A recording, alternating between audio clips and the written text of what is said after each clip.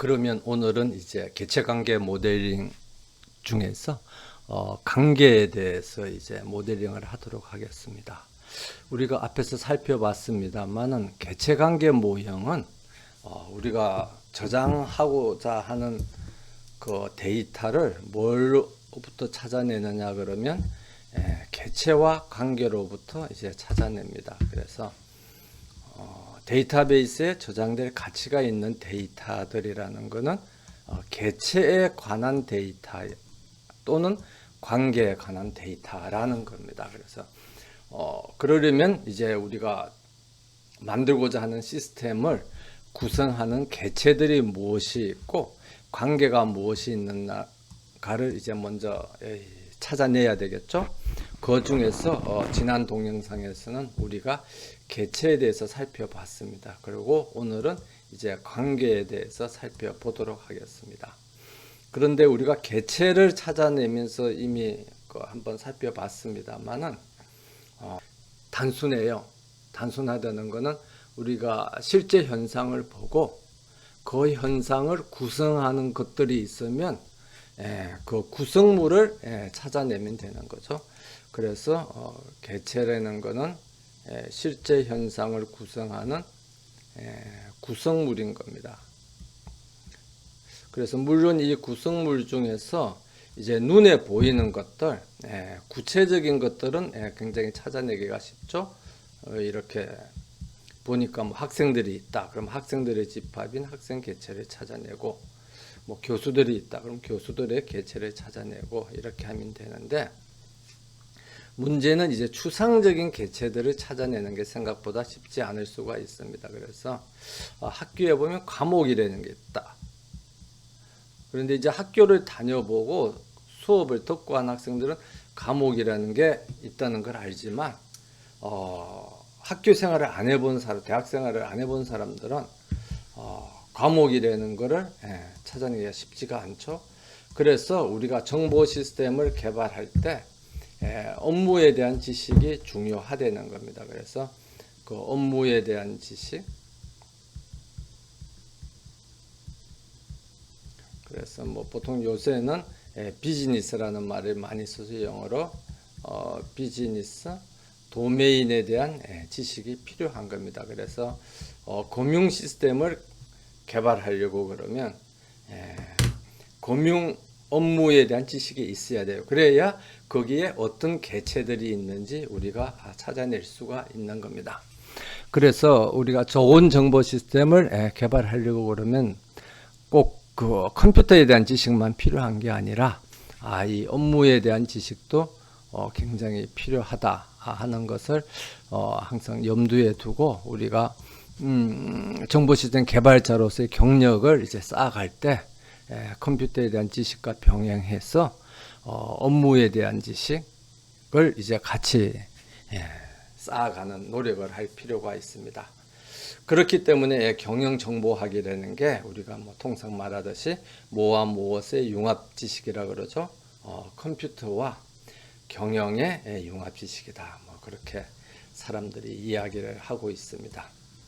그러면 이제 우리가 관계라는 거를 이제 찾아내는데 관계는 사실 개체보다는 좀 어려워요. 그래서 우리가 개체관계 모델링을 함에 있어서 많은 이제 애로 사항들이 주로 어디서 발생하느냐 하면 관계를 찾아내는 데서 좀 어려움을 겪습니다. 근데 이 관계도 해당 만들고자 하는 시스템에 대한 업무에 대한 지식이 있고 그다음에 개체관계 모델링의 개념에 대한 이해가 깊으면 우리가 뭐 크게 또 앞으로 하다 보면 느끼겠지만 크게 어렵지 않게 찾아낼 수도 있을 것입니다. 그래서 우리가 여기에 보면 두 개의 개체가 있죠. 그러니까 관계를 찾아내면 먼저 일단 뭘 찾아내야 됩니까? 먼저 개체를 찾아내야 돼요. 그래서 개체를 먼저 찾아내 이후에 우리가 관계를 모델링 할 수가 있지. 개체를 우리가 식별하지 않으면 관계를 모델링 할 수가 없습니다. 그래서 여기에 보면 학생이라는 개체들이 모여 있고 개체들의 집합이 있고 그 다음에 과목이라는 개체들의 집합이 있으면 이 학생의 과목을 수강한다 하면 수강이라는 관계 유형이 생깁니다. 그리고 홍길동이가 뭐 10 과목번호 10270 과목을 수강했다는 건 개별적인 관계가 되겠죠. 그런데 이제 관계도 우리가 개체를 설명할 때 이야기를 했습니다만은 뭐 관계 유형, 그 다음에 개별적인 관계 이렇게 표시가 됩니다만은 유형은 하나의 집합이죠. 개별 관계들이 모여 있는 게 관계 유형인데 실제적으로는 뭐 이렇게 구분해서 우리가 이야기를 하지 않고 그냥 다 관계 이렇게 이야기를 합니다. 그래서 그게 이제 뭐 개별적인 관계를 나타내는 건지 아니면 관계 유형을 나타내는지 하는 거는 이제 읽는 사람이 그 문맥을 보고 이제 알아서 판단을 해야 되겠죠. 그래서 이제 학생이 과목을 수강한다 사이에 학생하고 과목 사이에는 이제 관계라는 게 수강이라는 관계가 성립한다. 우리가 이렇게 이제 모델링을 하죠. 그러면 이 관계라는 게 우리가 일상 그 업무에서 일상 생활에서는 주로 어떤 게 관계가 되느냐 하면은 여기에 있습니다만은 그 활동이나 거래가 우리가 이미 그 개체강 데이터베이스 시스템의 개발 절차를 이제 이야기할 때 한번 이야기했습니다만 활동이나 거래가 관계에 이제 관계로 우리가 모델링을 할 수가 있습니다. 그래서 가장 대표적인 게 무엇을 수강했다. 그 다음에 뭐 어떤 물건을 구매했다. 그 다음에 개별 활동에 대한 것도 관계가 되어 있어요. 누가 뭐 어느 과목을 수강하기 위해서 몇 월 며칠 날에 출석을 했다 하면은 이제 학생하고 과목 사이에 출석이라는 관계가 성립이 되겠죠. 근데 이제 출석이라는 건 물론 이제 날짜별로 오늘 출석, 내일 출석 따로따로 이렇게 기록을 해야 되겠습니다. 그래서 이렇게 활동이나 거래가 이제 관계가 될 수 있고, 그 다음에 어떤 개체들 사이에 그 상태를 관계로 모델링 할 수가 있습니다. 그래서 홍길동이가 성북구에 거주한다. 그러면 이 거주라는 거는 누구와 누구 사이에 관계이냐 그러면 어떤 사람하고 어떤 주소 내지는 지역하고 사이에 거주라는 관계가 성립합니다. 그 다음에 또 어떤 사람은 어떤 회사에 근무를 한다. 뭐 국민대학교에 근무한다. 그러면 국민대학교도 뭐 회사라든지 어떤 기관이 되겠죠. 어떤 기관에 근무한다는 근무라는 관계가 성립하겠습니다. 그래서 이것은 어떤 활동이나 그래 물론 뭐 근무하기 위해서 계약서도 쓰고 뭐 입사 시험도 보고 그렇게 활동을 한 결과라고 할 수 있지만 현재의 상태가 이 사람이 여기에 근무를 한다 하는 그런 이제 상태를 나타내는 게 되겠습니다. 그리고 사람과 사람 사이에는 부부라는 관계, 이 사람하고 저 사람은 부부라는 관계가 성립한다. 그러면 대한민국 국민 내지는 뭐 전 세계 사람들 사이에 부부라는 관계가 이제 성립을 할 수도 있고요. 물론 뭐 애인이라는 관계도 성립하고 그런 다양한 관계가 성립하겠습니다. 근데 이런 관계를 이제 수학적으로 우리가 표현하면 우리가 뭐 중학교 때나 고등학교 때 배웠던 이제 수학의 그 여러 가지 개념들 중에서 우리 데이터베이스하고 관련해서 이제 많이 나오는 단어가 어떤 게 있죠? 뭐 우리 학생들이 수업을 들으면서 이미 느꼈겠지만 집합이라는 개념이 이제 많이 나오고 그 다음에 관계라는 개념이 이제 처음 나옵니다. 그 다음에 이제 다음 시간에는 다다음 시간에는 이제 함수라는 또 개념이 나올 겁니다. 그래서 혹시 집합이나 관계나 함수에 대해서 자기가 뭐 옛날에 공부했지만 다 잊어버렸다. 그런 학생들은 시간을 내서 한번 뭐 인터넷 가서 찾아보기를 하든지 아니면 이전에 공부했던 수학책을 한번 뒤집어서 한번 공부를 해보는 것이 굉장히 도움이 될 겁니다. 그래서 관계라는 거는 뭐하고 뭐 사이에 성립하느냐 그러면 여기에 있는 것처럼 집합하고 집합 사이에 그 원소들 사이에 성립하는 겁니다. 그래서 이게 집합 A의 원소가 있고 집합 A가 있고 집합 B가 있으면 집합 A의 원소들이 여기 있어. 집합 A가 예를 들어서 학생이다. 학생들의 집합이 있고 여기에 과목이라는 집합이 있으면 학생들의 집합 안에 원소들이 있죠. 그래서 여기서 홍길동도 있고 김국민도 있고 여기에 또 이제 원소들이 있습니다. 과목에서 과목 번호가 뭐 10248이 있고 270이 있고 뭐 이런 게 10277이 있고 이렇게 원소들이 이렇게 있으면 관계라는 거는 뭐냐 그러면 이 원소하고 이 원소가 어떤 관계의 조건을 만족시킨다. 그래서 여기서 지금 우리가 정의하고자 하는 관계가 예를 들어서 수강이라는 관계다. 그러면 이 수강이라는 관계의 조건이 있겠죠.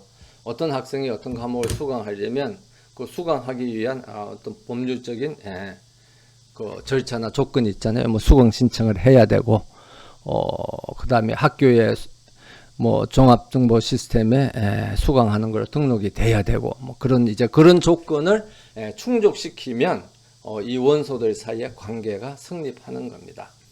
그래서 관계라는 것은 이 관계가 성립하는지 안 하는지 아니면 그 관계의 성격이 어떻게 되는지 하는 것은 여기 보는 것처럼 어떤 집합의 원소하고 집합의 원소를 이렇게 선을 그어서 이렇게 맺어주면 돼요. 이렇게 맺어주면 됩니다. 그래서 홍길동이가 10270 과목도 수업을 하고 그 다음에 뭐 10275 과목도 수업을 한다. 그러면 이렇게 맺어주다 보면 뭘 알 수가 있습니까? 그럼 홍길동이는 여러 개의 수강이라는 관계를 가질 수가 있구나. 지금 여기 보면 두 개를 가지고 있는 거죠. 10270 과목을 수업하는 수강, 그 다음에 275를 수강하는 관계, 뭐 이렇게 해서 두 개를 이제 관계를 가질 수가 있는 겁니다.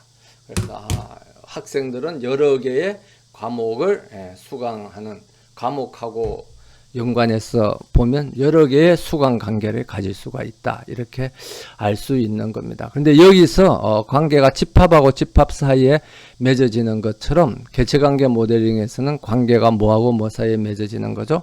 이 집합이 바로 다름 아닌 뭡니까?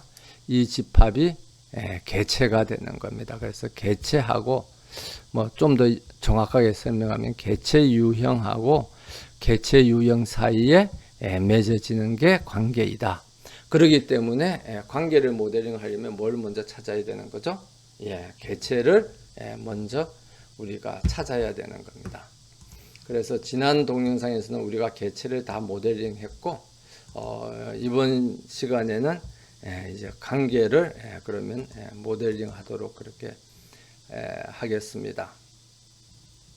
그래서 이제 관계의 형태는 관계가 구성하는 개체가 몇 개 있느냐에 따라서 뭐 1한 관계냐, 2한 관계냐, 3한 관계냐 이렇게 맺어주는데 가장 대표적인 게 2한 관계입니다. 그래서 2한 관계라는 거는 여기서 항이 두 개라는 거죠. 그럼 여기서 항이라는 건 뭘 말하느냐 그러면 이 항은 다름 아닌 개체를 이야기를 합니다. 그래서 이 항 관계는 개체가 두 개가 있는 거죠. 학생이라는 개체가 있고 뭐 여기서는 계속 개체 유형입니다. 과목이라는 개체가 있고 이 두 개 사이에 맺어지는 관계다. 해서 그거를 이제 이항 관계라고 그렇게 이야기를 합니다. 그러면 1항 관계도 있는데 그럼 1항 관계는 뭐냐? 그러면 여기서 항이 뭐라 그랬죠? 여기 있는 것처럼 개체라고 그랬잖아요.